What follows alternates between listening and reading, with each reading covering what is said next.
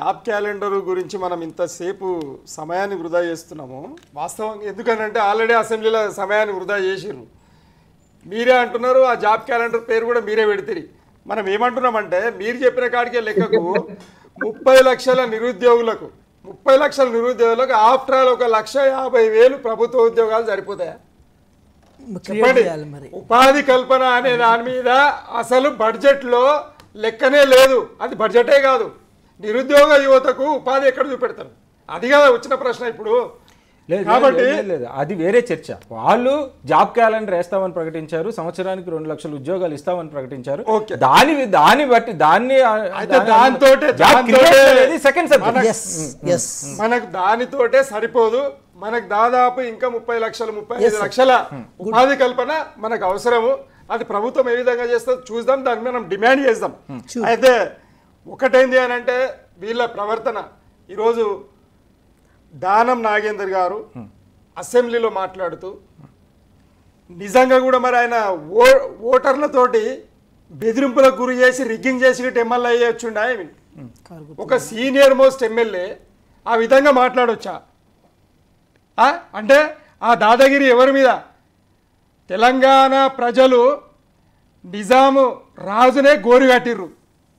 మరి అట్లా గోరికి గిట్ట గురి అవుతావా? ఏమి అర్థం కాదు. ఎవరిని తిడతా ఉన్నావు? నీ తోటి సోదరుడు ఎమ్మెల్యేని అట్లా తిట్టొచ్చా నీ నోటికి వచ్చినట్లు అన్నప్పుడు? మరి నువ్వు చంపుతావా? మరి మా బీఆర్ఎస్ కార్యకర్తలు ఇగో నేనున్న నా ఇంటి అడ్రస్ ఇస్తా, 1-2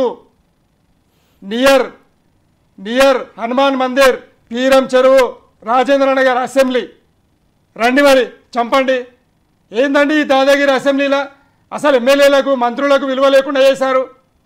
కాబట్టి నేను మీ ద్వారా మైక్ టీవీ ద్వారా నేను శాసనసభ స్పీకర్కు, అలాగే గవర్నర్ గారికి, అలాగే హైకోర్టు చీఫ్ జస్టిస్కు నా రిక్వెస్ట్ ఏంటంటే దీన్ని సుమోటో కింద తీసుకొని ఈయనను జీవితకాలం ఎమ్మెల్యే నుండి రద్దు చేయాలి. తర్వాత ఆయన మీద స్పీకర్ గారే స్వయంగా క్రిమినల్ కేస్ బుక్ చేసి ఆయన జైలుకు పంపాల్సిన అవసరం ఉన్నది. ఇదేం మర్యాద అండి? మిమ్మల్ని అట్లనే ఏదో ఏ బీఆర్ఎస్ ఎమ్మెల్యే కానీ, లేదు ఏ కాంగ్రెస్ ఎమ్మెల్యే కానీ, ఏ బీజేపీ ఎమ్మెల్యే కానీ మిమ్మల్ని ఆ పదజాలంతో తిడితే మీరు ఊరుకుంటారా? అంటే మీరు ఒక్కరే మొగోళ్ళ? అవతల ఉన్నవాళ్ళు మొగోళ్ళు కాదా? చేతులు కట్టుకొని కూర్చున్నారా? కాదు కదా, అది పద్ధతి కాదు కదా. కాబట్టి దానం నాగేందర్ గారు బహిరంగ క్షమాపణ చెప్పాలి. లేదు అనంటే చట్టరీత చర్యలు స్పీకర్ గారు తీసుకోవాలి. సుమోటో కింద ఇదే డీజీపీ ఆయన మీద యాక్షన్ తీసుకోవాల్సిన అవసరం ఉంది. ఎందుకంటే లైవ్ కాస్ట్ అవుతూ ఉన్నది మొత్తం. మనము యువతకు ఏం నేర్పుతూ ఉన్నాం? ఇలాంటి చిల్లర చేష్టలా? కాబట్టి దీనికి బాధ్యత వహించి రేవంత్ రెడ్డి గారు ఆయనను రాజీనామా చేపిస్తారా, ఆయనతోటి బహిరంగ క్షమాపణ చెప్పిస్తారా అనేది రేవంత్ రెడ్డి గారు బాధ్యత వహించాలి. ఎందుకంటే సభానాయకుడు ఆయన కాబట్టి. ఖచ్చితంగా అసెంబ్లీలో జరుగుతున్న ఇలాంటి సన్నివేశాన్నైనా అందరూ ఖండించాల్సిన అవసరం ఉంటుంది. ఈ డిబేట్లో నాతో పాటు పాల్గొన్న వాళ్ళందరికీ థ్యాంక్ యూ సో మచ్. ఏ జాతికైతే కనీసం జీతం ఇవ్వకుండా మీరు నిరాకరించారో ఆ జాతి నుంచి వచ్చిన ఒక నాయకుడు బడ్జెట్ ప్రవేశపెట్టడం ఒక చారిత్రాత్మకం. తెలంగాణ మీ ఫైల్స్ అన్నిటి మీద సంతకాలు పెట్టబోతున్నవాడు ఇక దళితుడు సంతకం పెట్టబోతున్నాడు అనేది మొదటి వాక్యంగా నేను దీన్ని నిర్వచిస్తాను. మీరు ఈ బడ్జెట్ని ఎలా చూస్తారు? మీ వాక్యాలను సహృదయంతో, మంచి హృదయంతో స్వాగతిస్తున్నాం సార్. ఇంకో విషయం ఏంటంటే మొత్తం బడ్జెట్ విషయానికి వచ్చినప్పుడు ఇది సకుటుంబ సపరివార సమేతమైన బడ్జెట్ అని మేము వర్ణిస్తున్నాం సార్. ఎందుకంటే కేటాయింపుల విషయానికి వచ్చినప్పుడు కేటాయింపులు ఒక్కటే కాదు, ఖర్చులు చేసి చూపిస్తామని చెప్పి గౌరవ భట్టి గారు ఉప ముఖ్యమంత్రిగా ఉండి, ఆర్థిక శాఖ మంత్రిగా ఉండి డే 1 నుంచి వాళ్ళ విధి విధానాలు కూడా మీరు గమనించండి సార్. మేము రుణమాఫీ చేసే విషయంలో కానీ, మిగతా సంక్షేమ ఫలాలు కానీ, అభివృద్ధి ఫలాలు కానీ ఇచ్చే విషయంలో మనం గల్లాగురుగులో పైసలు ఇస్తే అది అవుట్ గోయింగ్ ఉంటుంది, మళ్ళీ ఇన్కమింగ్ రాదు అది వెంటనే. సో అట్లా దాచిపెట్టి బీఆర్ఎస్ పార్టీ చేసిన అది విధ్వంసకాండ ఏదైతే ఉందో దాన్ని ప్రజలకు చూపిస్తూనే దాన్ని సాకుగా మాత్రం చూపించి మేము ప్రజలకు సంక్షేమాన్ని కానీ అభివృద్ధిని కానీ దూరం చేసే ప్రయత్నం చేయలేదు. దాని గౌరవ ఉప ముఖ్యమంత్రి గారు భట్టి గారు కూడా చాలా ఇది ఒక ఎకనామిక్స్ రేంజ్లో లైక్ మన్మోహన్ సింగ్ గారు, పి చిదంబరం గారు అలాంటి స్థాయిలో ఆలోచన చేసి మరి బడ్జెట్ని చాలా ఇది మంచి దాచిపెట్టి మరి ప్రజలకు ఇచ్చే ప్రయత్నం చేశారు సార్. నిజంగా చెప్పాలంటే అది ప్రౌడ్ మూమెంట్. గత కొద్ది రోజులుగా అసెంబ్లీ సమావేశాలు జరుగుతున్నప్పుడు కూడా మీరు గమనించండి సార్, ఒకటి పద్దుల విషయంలో కానీ లేకపోతే రెవెన్యూ అసెట్స్ విషయంలో కానీ అప్పుల విషయంలో కానీ అది విద్యుత్ శాఖలోనైనా కాళేశ్వరంలోనైనా సరే వాళ్ళు ప్రధానంగా ఖర్చు పెట్టి దాన్ని ఏది పెట్టుబడిగా మేము కాళేశ్వరంలో పెట్టే పైసలు పెట్టుబడి పైసలు, మేము విద్యుత్తులో పెట్టే పైసలు పెట్టుబడి పైసలుగా దాన్ని చిత్రీకరించే ప్రయత్నం చేస్తే పెట్టుబడి పైసలు కాస్త అప్పులుగా మారి ఆ అప్పులు ఈ రాష్ట్రం ఖజానా మీద భారంగా మారి పేద ప్రజల మీద భారంగా మారే ప్రయత్నం జరిగింది. దీని మీద చర్చ జరగాలి, చర్చ చేస్తే బాగుంటుందని చెప్పి దాని మీద చర్చ చేస్తే ప్రతిసారి ఒకసారి కేటీఆర్ గారు వస్తారు, మధ్యలో బ్రేక్ తీసుకుంటారు, మళ్ళీ హరీష్ రావు గారు వస్తారు, ఏదో చుక్కల్లో చంద్రుడిలాగా చందమామలాగా కేసీఆర్ గారు వస్తారు, ఇట్లా వచ్చి అట్లా వెళ్ళిపోయి బడ్జెట్ మీద ఏదో విమర్శలు చేసిపోతారు, మళ్ళీ తిరిగి కనపడరు.